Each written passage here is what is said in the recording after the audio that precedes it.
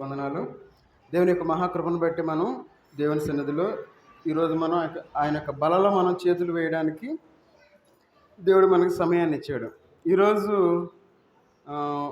ఒక ప్రత్యేకత ఉంది. ఏం ప్రత్యేకత?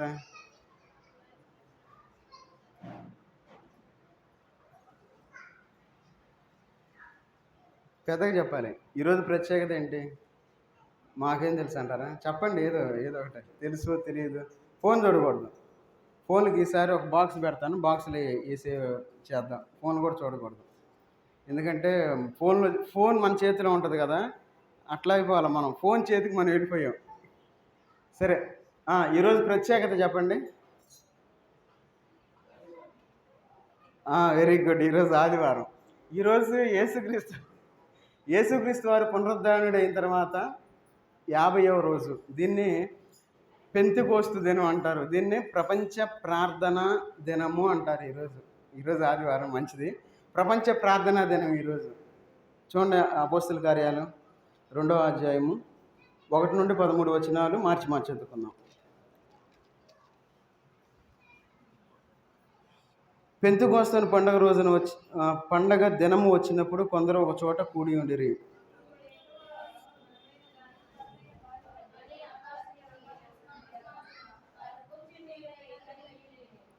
మరియు అగ్ని జ్వాలల వంటి నాలుకలు విభాగింపబడినట్టుగా వారికి కనబడి వారిలో ఒక్కొక్కని మీద వ్రాలగా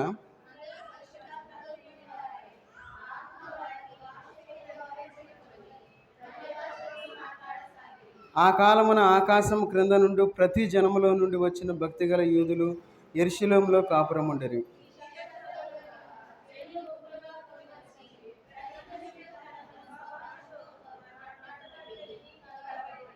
అంటదా అందరూ విభ్రాంతి నుండి ఆశ్చర్యపడి, ఇదిగో మాట్లాడుచున్న వీరందరూ గలిలయులు కారా?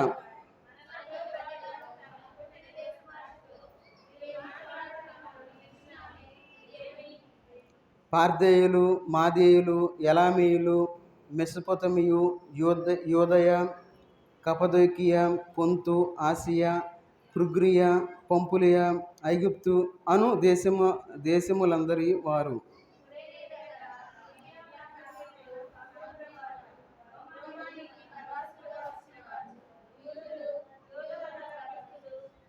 క్రేతీయులు, అరబీయులు మొదలైన మనమందరమును వీరు మన భాషలతో దేవునికి గొప్ప కార్యములను వివరించుట వినుచున్నామని చెప్పుకొనిరి.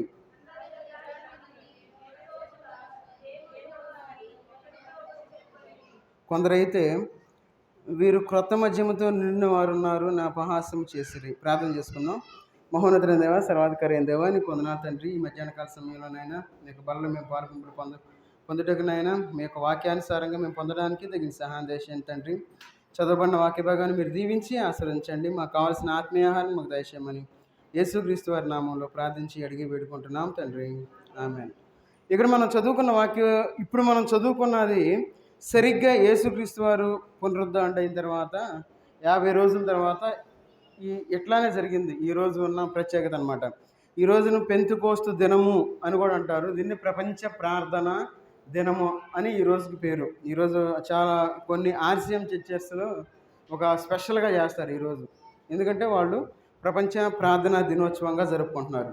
సరే, మన జీవితంలో పరిశుద్ధాత్మ యొక్క ప్రాముఖ్యత మనకి ఇక్కడ కనబడతా ఉంది. సహజంగా ఈ లోకంలో ఏం చేస్తున్నారంటే పరిశుద్ధాత్మ అనగానే భాషలు, కరెక్టే, భాషలు మాట్లాడాలి. ఈ భాషలు అనేది నోటికొచ్చినట్లు ఏదో ఒకటి చెప్పి ఇది భాష అంటా ఉన్నారు. అయితే బైబిల్లో ఏం చెప్తా ఉన్నారంటే చాలా క్లియర్గా చెప్తా ఉన్నారు. ఏమని? ఇక్కడ అపోస్తల కార్యాలు 2వ అధ్యాయం 7వ వచనంలో చూడండి. అంతటా అందరూ విభ్రాంతి నుండి ఆశ్చర్యపడి, ఇదిగో మాట్లాడుచున్న వీరందరూ గలిలయులు కారా? అంటే వీళ్ళందరూ ఏం చేస్తూ ఉన్నారంటే అన్ని భాషలు మాట్లాడుతూ ఉన్నారు. ఈ భాషలు మాట్లాడుతూ ఉంటే అక్కడ ఎవరైతే వేరే ప్రాంతాల నుండి వచ్చిన వాళ్ళు ఉన్నారు, వేరే భాష మాట్లాడే వాళ్ళు ఉన్నారు. ఈ భాష మాట్లాడే వాళ్ళు వాటిని విని ఆశ్చర్యపోతూ ఉన్నారు. అరే, వీళ్ళేందిరా, వీళ్ళు హెబ్రీ భాష మాట్లాడుతూ ఉన్నారు. అసలు వీళ్ళకి హెబ్రీ భాష రాదే, వీళ్ళు తెలుగు ఒకటే మాట్లాడతారే, వీళ్ళేంది హెబ్రీ భాష మాట్లాడతారు అనుకుంటున్నారు. ఈ హెబ్రీ భాష మాట్లాడేవాళ్ళు తెలుగు మాట్లాడుతూ ఉన్నారు, హిందీ మాట్లాడేవాళ్ళు మలయాళం, హిందీ రాని వాళ్ళు హిందీ మాట్లాడుతూ ఉన్నారు, మలయాళం వచ్చిన వాళ్ళు ఆ మలయాళం కాకుండా వేరే భాషలో మాట్లాడుతూ ఉన్నారు. అంటే రకరకాల భాషలు మాట్లాడుతూ ఉన్నారు. అంటే వాళ్ళకి అర్థమవుతూ ఉంది, వాళ్ళందరూ వింటూ ఉన్నారు. ఏది? వీళ్ళు భాషలతో మాట్లాడుతూ ఉన్నారు అని వాళ్ళకి అర్థమవుతూ ఉంది. అయితే చివరికి ఏమంటాం 13వ వచనంలో, వీరు క్రొత్త మద్యముతో నిండి ఉన్నారని అపహాస్యము చేసిరి. వీళ్ళు బాగా తాగి ఉన్నారు, తాగి వాళ్ళు ఏదో మాట్లాడుతూ ఉన్నారు, కొత్త మద్యం తాగుంటారు, అందుకే వీళ్ళు భాషలు మాట్లాడుతూ ఉన్నారు అని చెప్పి కొంతమంది అనుకున్నారు. అయితే అక్కడ ఏం జరిగిందంటే పరిశుద్ధాత్మ అక్కడ వాళ్ళ మీద దిగి వచ్చి ఉంది. అంటే దేవుడు కొన్ని సందర్భాల్లో చెబుతాడు అందుకే చూడండి, యోహాను సువార్త 7వ అధ్యాయము, యోహాను సువార్త 7వ అధ్యాయము 37, 38, 39 వచనాలు చదవండి. ఆ పండుగలో అంత్యదినమున యేసు నిలిచి, ఎవడైనను దప్పికొనిన ఎడల నా యొద్దకు వచ్చి దప్పు తీర్చుకొనవలెను.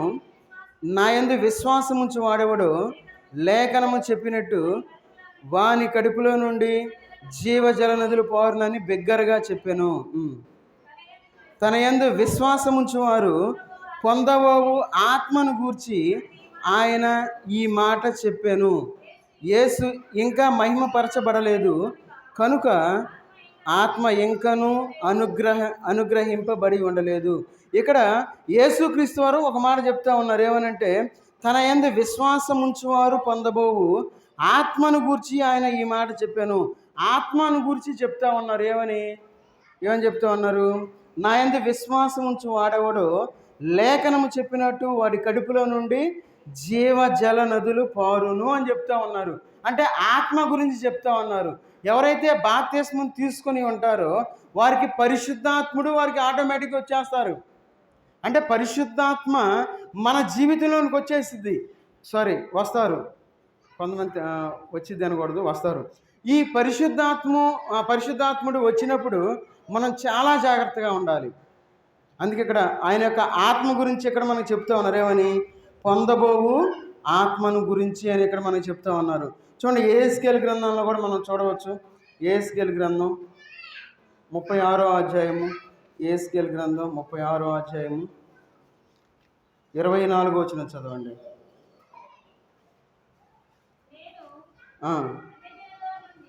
అన్యజనుల నుండి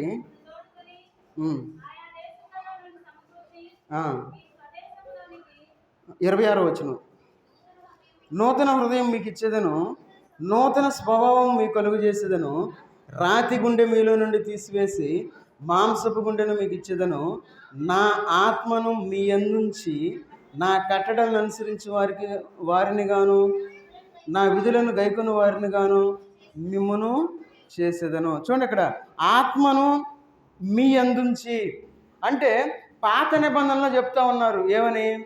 పరిశుద్ధాత్మను ఉంచుతాను, పరిశుద్ధాత్మని వస్తుంది, పరిశుద్ధాత్ముడు మీతో ఉంటాడు, ఆయన మీకు సహాయపడతాడు, మీరు ఏం చేయాలో బోధిస్తాడు అని మనకి పాత నిబంధనలను చెప్పుకొస్తా ఉన్నారు.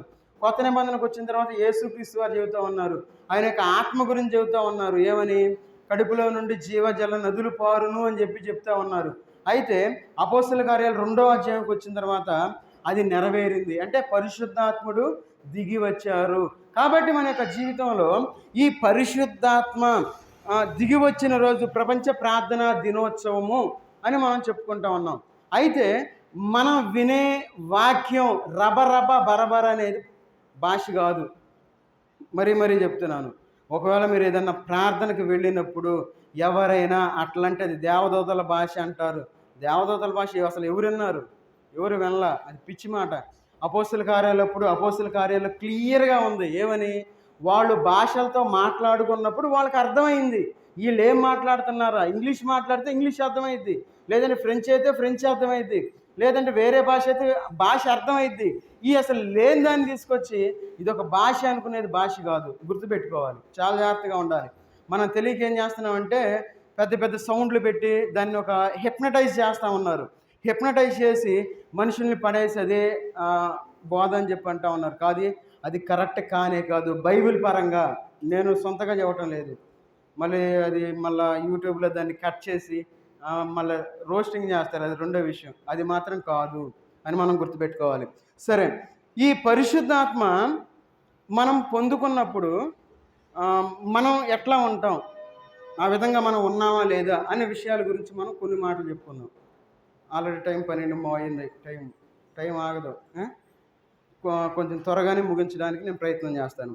సరే, ఈ పరిశుద్ధాత్మ మనం పొందుకున్నప్పుడు మనలో కలిగే మార్పులు ఎట్లా ఉంటాయి మనం తెలుసుకోవాలి.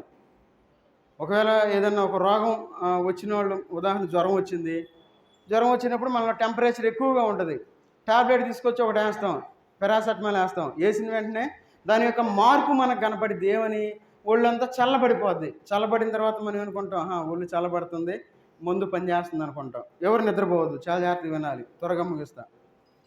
కాబట్టి పరిశుద్ధాత్ముడు మనలో ఉన్నప్పుడు జరిగే మార్పులు ఎట్లా ఉంటాయి అనే విషయాల గురించి మనం కొన్ని విషయాలు చూసుకొని మనం ముందుకు సాగిపోతాం. చూడండి, యోహాను సువార్త 16వ అధ్యాయము, యోహాను సువార్త 16వ అధ్యాయము 8వ వచనం చదవండి. ఎవ్వరు నిద్రపోవద్దు. నిద్రపోయే వాళ్ళని లేపు అడుగుతా, పైకి నుంచోబెట్టి అడుగుతా. ఎవరైనా సరే నా వైపు చూడాలి. ఆయన వచ్చి పాపమును గూర్చియు, నీతిని గూర్చియు, తీర్పును గూర్చియు లోకము ఒప్పుకొనజేయును. చూడండి, ఎవరైనా ఆదరణకర్త పరిశుద్ధాత్ముడు వచ్చి ఏం చేస్తారు? ఆయన వచ్చి పాపమును గూర్చియు, నీతిని గూర్చియు, తీర్పును గూర్చియు ఒప్పింపజేసేవాడుగా ఉన్నాడు. మరి మన పాపాల గురించి మనం ఒప్పుకుంటా ఉన్నామా? ఈ లోకంలో మన యొక్క పాపాల గురించి మనం ఒప్పుకునేవారుగా ఉన్నామా, లేదంటే కప్పుకునేవారుగా ఉన్నాం? మనం కప్పుకుంటాం, అబద్ధం ఆడతాం, కప్పుకుంటాం, మన ఇష్టం వచ్చినట్లు మనం మాట్లాడతాం, కప్పుకుంటాం. ఎందుకు? మన జీవితం అలాంటిది. అంటే పరిశుద్ధాత్ముడు మనలో లేడు కాబట్టి మన పాపాలని మనం కప్పుకునేవారుగా ఉన్నాం. అందుకే ఇక్కడ అంటా ఉన్నాడు, పాపముల గురించి మనం ఒప్పుకోవాలి, ఒప్పుకొని ఈ లోకంలో మనం జీవించాలి. అందుకే ఇక్కడ ఏమన్నా పాపమును గూర్చియు, నీతిని గూర్చియు, తీర్పును గూర్చియు ఒప్పింపజేస్తాడు పరిశుద్ధాత్ముడు. ఎప్పుడైతే మన జీవితంలో మనం పరిశుద్ధాత్ముని మనం కలిగి ఉంటామో ఈ మూడిటి విషయాల్లో మనం ఒప్పింపజేసేవాడుగా ఉన్నాడు. ఆ విధమైన జీవితాన్ని మనం జీవిస్తున్నామా లేదా మనం పరిశీలన చేసుకోవాలి, పరీక్ష చేసుకోవాలి. ఒకవేళ మనం ఆ విధంగా జీవించకపోతే ఆ విధమైన జీవితానికి మనం అలవాటు పడాలి. ఎందుకంటే తెలుసుకోవాలి, ముందు తెలుసుకొని మనం ఆ యొక్క వాక్యానుసారంగా ఈ లోకంలో జీవించాలి. చూడండి, 51వ కీర్తన 2, 3, 4 వచనాలు చదవండి. 51వ కీర్తన 2, 3, 4 వచనాలు. నా దోషం పోవునట్లు నన్ను బాగుగా కడుగుము, నా పాపము పోవునట్లు నన్ను పవిత్రపరచుము. నా అతిక్రమములు నాకు తెలిసే ఉన్నవి, నా పాపం ఎల్లప్పుడూ నా ఎదుట ఉన్నది. ఇది నీకు కేవలము నీకే విరోధముగా నేను పాపము చేసి ఉన్నాను, నీ దృష్టి ఎదుట నేను చెడుతనం చేసి ఉన్నాను. కావున ఆజ్ఞ ఇచ్చినప్పుడు నీవు నీతివంతుడుగా అగపడుదువు, తీర్పు వచ్చినప్పుడు నిర్మలుడుగా అగపడుదువు. కాబట్టి మన యొక్క జీవితంలో మనం అక్కడ పాపం గురించి, తీర్పుని గురించి, తర్వాత దేని గురించి మనం ఒప్పింపజేస్తాడు పరిశుద్ధాత్ముడు? పాపం గురించి, నీతిని గురించి, తీర్పుని గురించి ఒప్పింపజేసేవాడుగా ఉన్నాడు. ఇక్కడ మనం చూసుకున్నట్లయితే అదే మనకి ఇక్కడ కనబడతా ఉంది.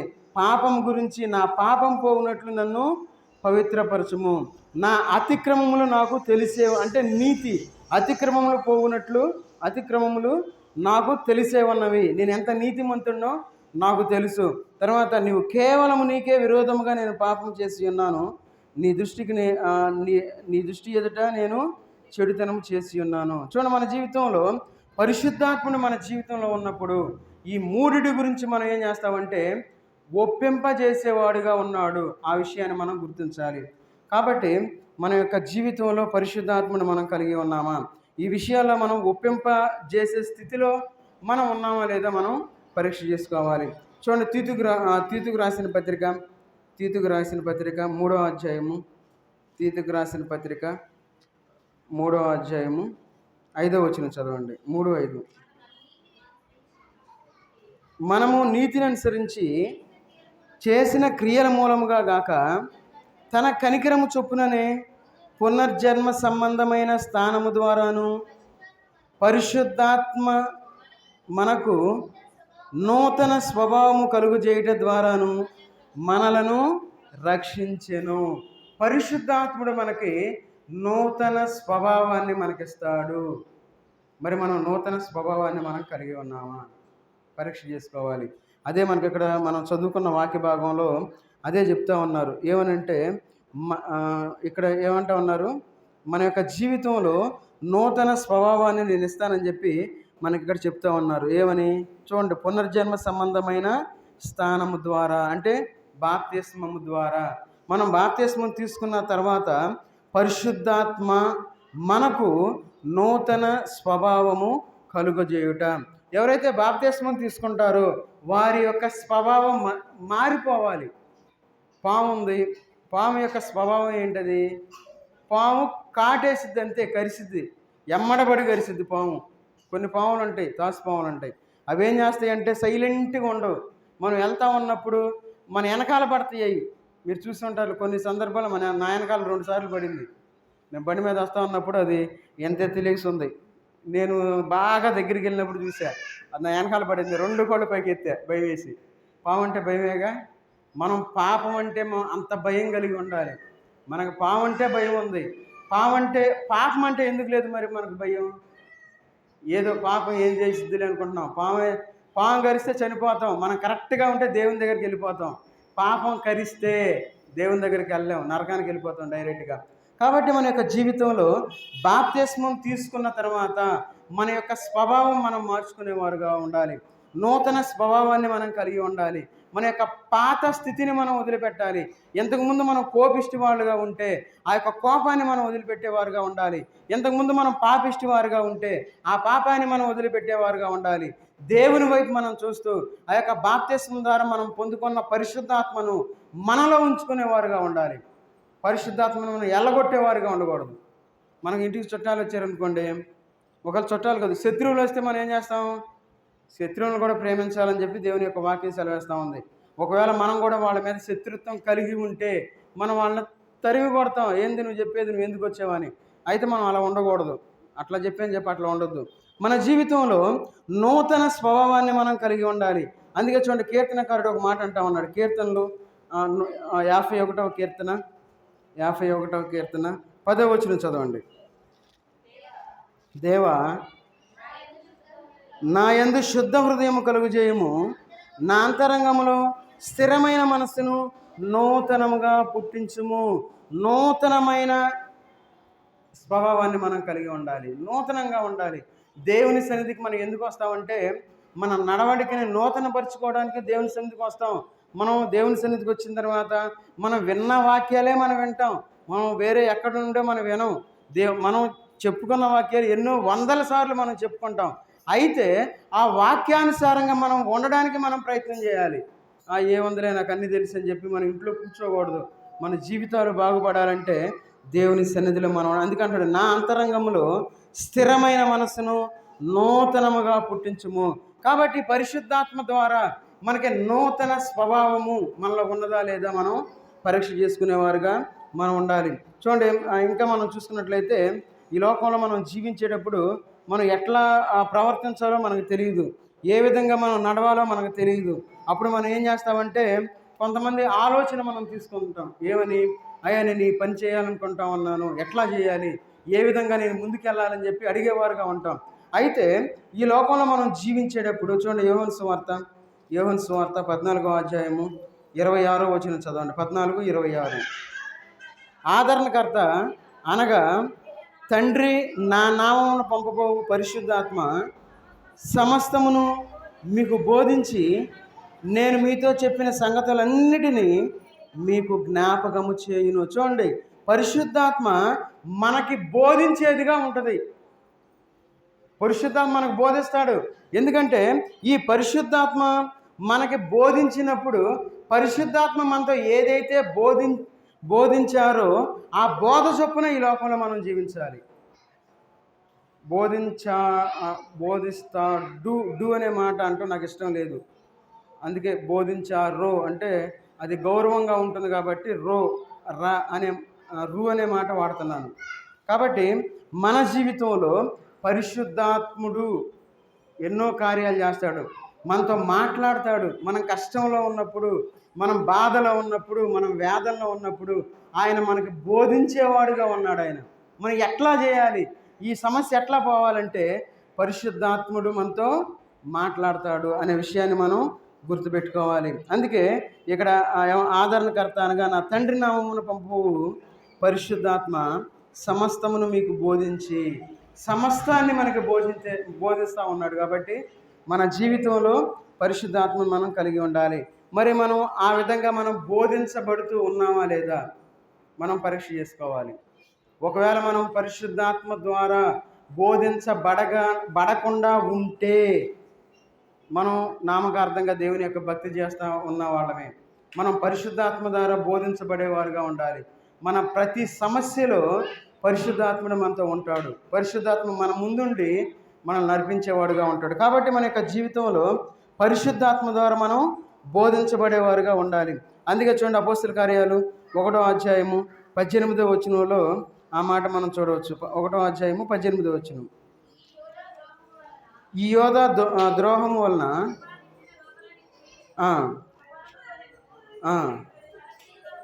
అతడు తలక్రిందులుగా పడి చాలు చూడండి, పరిశుద్ధాత్మ అనుభవం చూడండి. అక్కడ యోధ ఏం చేశాడు, యేసుక్రీస్తు వారిని అప్పచెప్పారు. అయితే యేసుక్రీస్తు వారిని అప్పచెప్పిన తర్వాత తను ఒక శాపాన్ని తెచ్చుకున్నాడు. ఆ శాపం ఎట్లా ఉంది, తలక్రిందులుగా పడి నడిమికి బద్దలైనందున. మన జీవితాలు, మన యొక్క ఆత్మీయమైన స్థితి ఎప్పుడైతే మనం దేవుణ్ణి లోకానికి అప్పచెప్తూ ఉంటామో, మనం ఏం చేస్తామంటే దేవుణ్ణి లోకానికి అప్పచెప్పేస్తాం, దేవుణ్ణి వదిలేస్తాం, దేవుని సన్నిధిని వదిలేస్తాం, ప్రార్థన వదిలేస్తాం, బైబిల్ చదవటం వదిలేస్తాం, అన్నీ వదిలేస్తాం. అన్నీ వదిలివేయటము అంటే దేవుణ్ణి మనం అప్పచెప్పటమే. పరిశుద్ధాత్ముడు మనలో లేడు కాబట్టి మనం అలాంటి స్థితికి వస్తూ ఉన్నాము అని మనం గుర్తుపెట్టుకోవాలి. కాబట్టి మన యొక్క జీవితంలో మనం చాలా జాగ్రత్తగా ఉండాలి. అందుకే రోమీయులకు రాసిన పత్రిక 15వ అధ్యాయము 13వ వచనంలో దేవుడు ఒక మాట మాకు చెప్తా ఉన్నాడు. 15వ అధ్యాయము, మీరు పరిశుద్ధాత్మ శక్తి పొంది విస్తారముగా నిరీక్షణ గలవారొకటకు నిరీక్షణకర్తయు దేవుడు విశ్వాసము ద్వారా సమస్త ఆనందముతోనూ సమాధానముతోనూ మిమ్మును నింపునుగాక. చూడండి, పరిశుద్ధాత్ముడు ఇంకేం చేస్తాడంటే మనకి విస్తారమైన నిరీక్షణ ఇచ్చేవాడుగా ఉన్నాడు. నిరీక్షణ కలిగి ఈ లోకంలో జీవించేవారుగా ఉండాలి. చాలామంది నిరీక్షణ లేని వారు ఏం చేస్తారంటే ఆత్మహత్యలు చేసుకునేవారుగా ఉంటారు. ఈ లోకంలో మనం చాలామంది ఆత్మహత్యలు చేసుకుంటూ ఉన్నారని మనం వార్తల్లో వింటూ ఉంటాం. ఎందుకు వాళ్ళు ఎందుకు అలా చేస్తారంటే వారు నిరీక్షణ లేని వారు. ఇంకెందుకు నేను బ్రతకాలనుకుంటారు వాళ్ళు. నేను ఎవరి కోసం బ్రతకాలనుకుంటారు, నేను ఎవరి కోసం బ్రతకాలి, ఎవరి కోసం జీవించాలి, నేను చచ్చిపోతే బాగుండేది కదా అనుకుంటారు. అంటే నిరీక్షణ లేదు కాబట్టి, ఈ నిరీక్షణ లేకపోవటం వలన వారి జీవితాలు ముగించుకుంటూ ఉన్నారు. కాబట్టి మన యొక్క జీవితంలో విస్తారమైన నిరీక్షణ కలిగిన వారుగా ఉండాలి. మనం ఎప్పుడైతే విస్తారమైన నిరీక్షణ మనం కలిగి ఉంటామో మన జీవితంలోనికి అలాంటి ఆలోచన రాదు. అపవాది ఏం చేస్తుందంటే నువ్వెందుకు బతకడం, చచ్చిపోవు అంటది అపవాది. దేవుని బిడ్డలుగా ఎవరైతే జీవిస్తూ ఉంటారో నువ్వెందుకు బతకడం అని అపవాది రెచ్చగొడతా ఉంటుంది. ఏమని, నువ్వు చచ్చిపో అనే ఆలోచన వచ్చిందంటే అది అపవాది ఆలోచన అని మనం గుర్తుపెట్టుకోవాలి. దేవుడు మనల్ని జీవించు, మీరు ఆశీర్వాదం పొందండి, మీరు దీవించబడండి, మీరు ఫలించండి అని చెప్పి దేవుడు చెప్తా ఉంటాడు. అపవాది ఏమంటుందంటే నువ్వు వేస్ట్ ఫెలో, నువ్వెందుకు పనికిరావు, నువ్వు చచ్చిపోతే ఏ గొడవ లేదు. మన జీవితంలో నిరీక్షణ మనం కలిగి ఉండాలి అంటే పరిశుద్ధాత్మను మనం కలిగి ఉండాలి. అందుకంటున్నాడు ఏమనంటే ఇక్కడ విస్తారమైన నిరీక్షణ గలవారొకటకు నిరీక్షణకర్త. తర్వాత మనం చూడండి అక్కడ సమస్తానందముతోనూ సమాధానముతోనూ మిమ్మల్ని నింపునుగాక. ఆనందము, సమాధానము. ఎవరైతే సమాధానం కలిగి ఉంటారో వారి లోకంలో సంతోషంగా ఉంటారు, ఆనందంగా ఉంటారు. సమాధానం లేని వాళ్ళు సంతోషంగా ఉండరు. వారు ఎప్పుడు టెన్షన్ పడుతూ ఉంటారు. ఎందుకు టెన్షన్ పడుతూ ఉంటారంటే సమాధానం లేదు కాబట్టి మన యొక్క జీవితంలో మనం సమాధానం కలిగి ఉండాలి. సమస్తమైన నిరీక్షణ విస్తారమైన నిరీక్షణ మనం కలిగి ఉండాలి. అప్పుడు మన యొక్క జీవితంలో మనం అనేకమైన మేలు చూసేవారుగా ఉంటాము. అందుకే చూడండి, ఆ విషయం మనకు ఎట్లా తెలుస్తుంది, ఇంతకుముందు మనం చెప్పుకున్నాం, అపవాది ఏమంటుంది? చచ్చిపో అంటుంది అపవాది, అంతే. కొంతమందికి ఆలోచన వస్తూ ఉంటుంది, ఏమని? నువ్వు చచ్చిపో, నువ్వు చచ్చిపో అని. అయితే చూడండి, పరిశుద్ధాత్ముడు మనకు ఒక విషయాన్ని గుర్తు చేస్తాడు. చూడండి, ఇదే రోమీయులకు రాసిన పత్రిక 5వ అధ్యాయము 5వ వచనం చదవండి. 5:5.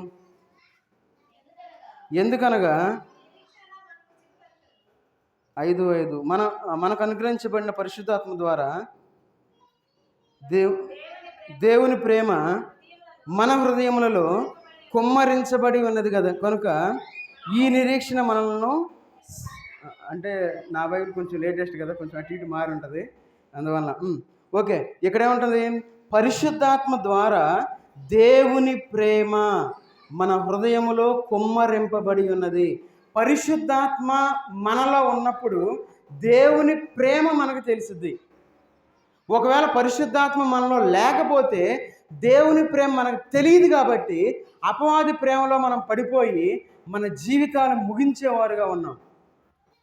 అపవాది అంటది, రెచ్చగొట్టిద్ది, ఏం చేసిద్దంటే అంతా చూపించేస్తుంది, ఏమి లేదు, సమస్తం శూన్యం అని చూపించింది. నువ్వేం చేయలేమంటది, నువ్వెందుకు పనికిరామంటది, నువ్వు వేస్ట్ అంటది, నీ బిడ్డలు నేను చూడలేదంటది, ఎన్నో రకాలుగా చెప్పిద్ది అపవాది. అది అపవాది ప్రేమ. దేవుని ప్రేమను మనం తెలుసుకోవాలి అంటే పరిశుద్ధాత్మను మనం కలిగి ఉండాలి. ఎందుకంటున్నాడు ఏమనంటే పరిశుద్ధాత్మ ద్వారా దేవుని ప్రేమ. చూడండి, మన జీవితంలో దేవుని యొక్క ప్రేమను పరిశుద్ధాత్మ ద్వారా మనం తెలుసుకునేవారుగా ఉండాలి. ఈ మధ్యాహ్నకాల సమయంలో మనం దేవుని యొక్క ప్రేమను మనం తెలుసుకుంటా ఉన్నామా? దేవుడు మనల్ని ప్రేమిస్తూ ఉన్నాడు. ఆయన మనల్ని వదిలిపెట్టలా. మనం ప్రార్థనకి రాకపోయినా మనల్ని ప్రేమిస్తూనే ఉన్నాడు. ఒకవేళ మనం ఏదన్నా పొందాలి అంటే మనం ఏం చేయాలి? వాళ్ళ చుట్టూ తిరగాలి. ఏదన్నా అప్పు తీసుకోవాలంటే, ఒకవేళ 1 లక్ష రూపాయలు అప్పు తీసుకోవాలి, ఏం చేస్తాం? వాళ్ళ చుట్టూ తిరిగి తిరిగి తిరిగి వాళ్ళు ఎప్పుడు ఇస్తూ ఉంటారు అప్పుడు వెళ్ళి మళ్ళీ దానికి అక్కడ ష్యూరిటీ పెట్టి, సంతకాలు పెట్టి, మళ్ళీ ఇంకొకళ్ళని సాక్షి సంతకాలు పెట్టి ఇవన్నీ చేయాలి. ఎందుకు చేయాలి? అప్పు కోసం మనం తిప్పలు పడతాం. అయితే దేవుడు ఏం చెప్తా ఉన్నాడు? మిమ్మల్ని దీవిస్తాను, నా సన్నిధికి రండి, నా సన్నిధిలో ఉండండి, మీరు ఆశీర్వదించబడండి, మీరు దీవించబడండి, మీరు ఫలించండి అని దేవుడు చెప్తా ఉంటే మనం ఆ పని మాత్రం చెయ్యం. ఎందుకు? మనం దీవించబడతాంగా.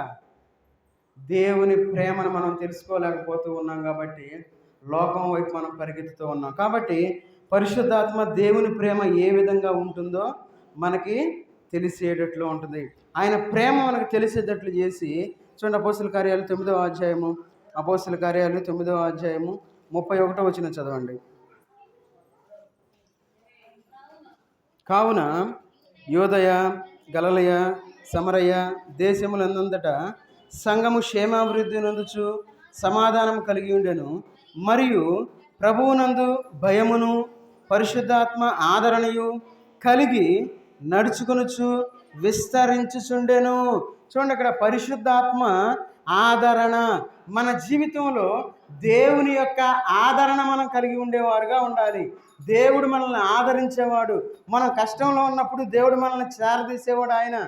మరి పరిశుద్ధాత్మ కలిగి లేకుండా, పరిశుద్ధతను మనం కలిగి లేకుండా దేవుని యొక్క ఆదరణ మనం ఎట్లా పొందుతాం?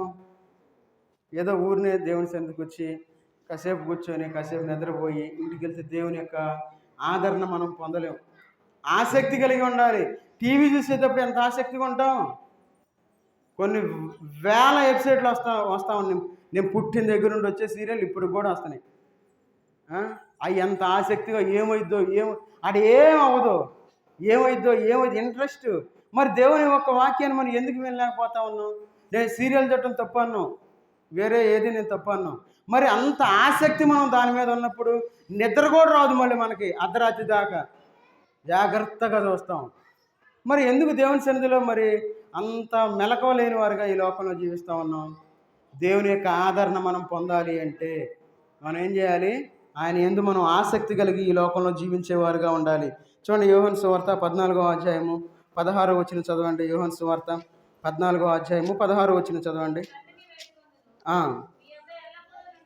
మీ యొద్ద ఎల్లప్పుడూ ఉండుటకై ఆయన వేరొక ఆదరణకర్తను అనగా సత్య స్వరూపియగు ఆత్మను మీకు అనుగ్రహించెను. చూడండి, అక్కడ దేవుడు మనకి ఆదరణగా ఉంచడానికి పరిశుద్ధాత్మను మనకిచ్చి ఉన్నారు. దాన్ని మనం గ్రహించాలి. ఎప్పుడు మనం పరిశుద్ధాత్మ మనం నిందించకూడదు.